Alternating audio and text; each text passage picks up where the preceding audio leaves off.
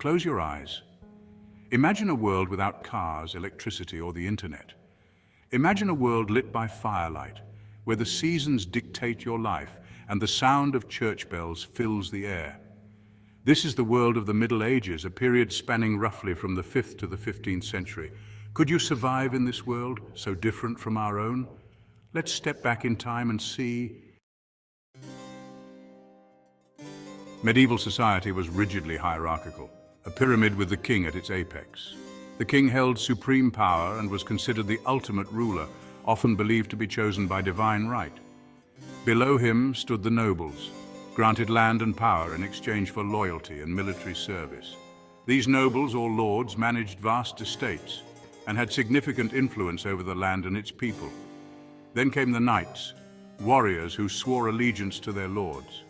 They were the military elite, trained from a young age in the arts of war and chivalry, and were responsible for protecting the realm and enforcing the lord's rule.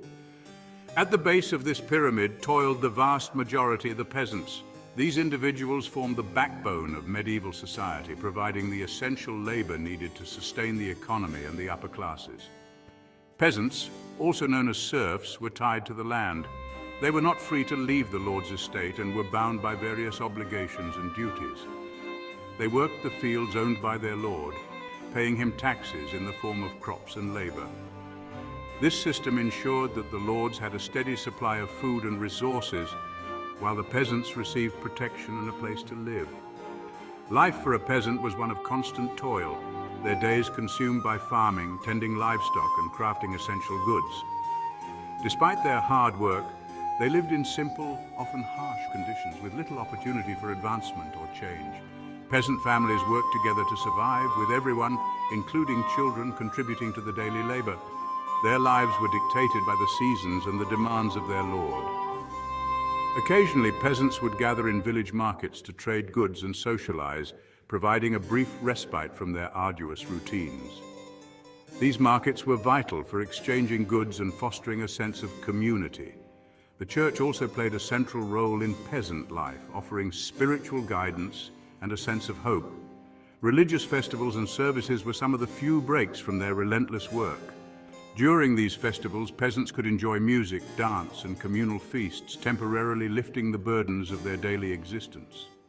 These moments of joy and community were essential for maintaining morale and social cohesion. The rooster's crow signaled the start of another day, echoing through the quiet village as the first light of dawn broke over the horizon. It was a familiar sound, one that marked the beginning of a long day of labor for the villagers. For peasants, work filled every waking hour. From the moment the sun rose until it set, their lives were a cycle of toil and effort, driven by the need to sustain their families and their community. Men labored in the fields, plowing, sowing, and harvesting. Their hands were calloused from the hard work, their backs bent from hours spent under the sun. Each season brought its own set of tasks, from planting in the spring to harvesting in the fall. Women tended to the vegetable gardens, spun wool, made clothes, and brewed ale. Their days were filled with a myriad of tasks, each one essential to the household. They were the keepers of the home, ensuring that there was food on the table and clothes on their families' backs. Children helped with chores, their small hands already adept at weeding and feeding livestock. From a young age, they learned the skills they would need to survive, working alongside their parents and siblings. Towns offered a slightly different pace of life. While the countryside was dominated by agricultural work, towns were centers of trade and craftsmanship. Craftsmen and merchants gathered in bustling market squares, their stalls overflowing with goods. Blacksmiths hammered glowing metal, shaping tools and weapons that were essential for daily life and defense. Bakers kneaded dough for hearty loaves, filling the air with the comforting smell of fresh bread. Cobblers stitched leather, crafting shoes that would protect the feet of villagers as they went about their daily tasks. The air buzzed with the sounds of trade, gossip, and the occasional squawking chicken. Market days were a time for socializing as much as for trading, a chance for villagers to catch up on news and exchange stories. The market was the heart of the town, a place where the community came together in a vibrant tapestry of life and commerce. In stark contrast to the peasants' rough existence, the nobility enjoyed a life of privilege. They resided in imposing castles, their stone walls offering protection and a display of power. Their days were filled with hunting, feasting, and courtly affairs. Noblewomen, while still subject to the patriarchal society, held considerable influence. They managed households, oversaw estates, and played key roles in political alliances through strategic marriages. However, even in their world of luxury, life remained precarious, threatened by disease, intrigue, and the ever-present potential for war.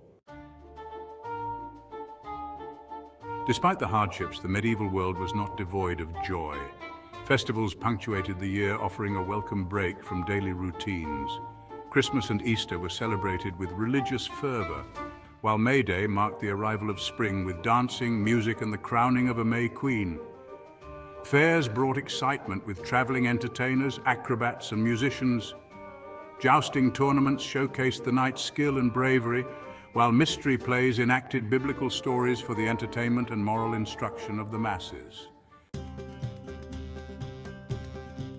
Food in the Middle Ages was dictated by the seasons and social standing. Peasants relied on simple, hearty fare bread, pottage, a thick stew, cheese, and ale were staples. Meat was a rare treat, reserved for special occasions or obtained through hunting. The nobility dined on a richer variety: roasted meats, game birds, fresh fish, white bread, and exotic spices imported from the East. They drank wine and mead, and their meals were elaborate affairs, often consisting of multiple courses. The church dominated medieval life, its influence permeating every aspect of society. Monasteries served as centers of learning, preserving ancient texts and educating future clergymen. For the elite, education focused on religious doctrine, Latin, mathematics, and astronomy. Peasants received little formal education. Their knowledge was passed down through generations, practical skills for farming, crafts, and household management. However, the church offered solace and hope. Its teachings provided a framework for understanding the world and one's place in it. Life in the Middle Ages was undeniably challenging. Imagine waking up every day to a world vastly different from our own. A world where survival was a daily struggle and the comforts we take for granted were non-existent. Disease was rampant, hygiene was poor, and violence was commonplace. The Black Death alone wiped out a significant portion of the population, and medical knowledge was rudimentary at best. People relied on superstitions and rudimentary treatments that often did more harm than good. Could you have stomached the lack of modern conveniences? Imagine a life without electricity, running water, or even basic sanitation. Every task, from cooking to farming, required immense physical effort and time.